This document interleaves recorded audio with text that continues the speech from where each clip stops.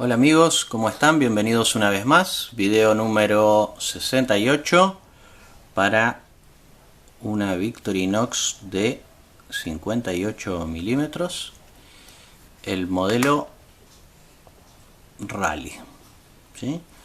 Con una herramienta parecida a la que vimos en el video de la Bladeless.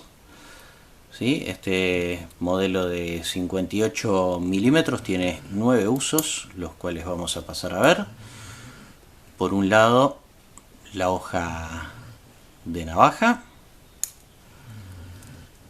Por este otro lado tenemos la lima de uñas con punta de destornillador plano pequeño. Y del otro lado, esta herramienta combo que nos sirve como abre botellas. Tiene acá la muesca pelacables o dobladora de alambre y un destornillador de estrella o destornillador Phillips con la punta imantada, ¿sí? Después, lo de siempre, la anilla y los usos dentro de sus cachas de sellidor rojo,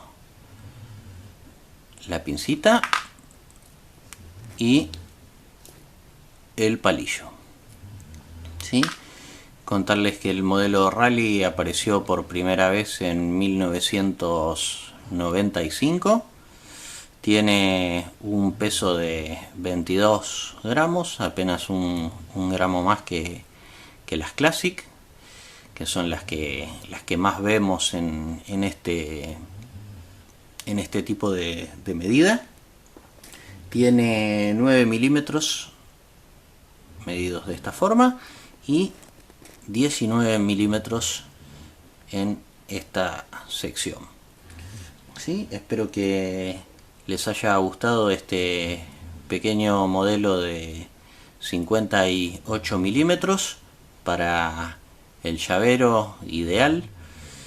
Así que los dejo, les agradezco que estén del otro lado, espero sus comentarios y nos estamos viendo en el próximo video. Gracias.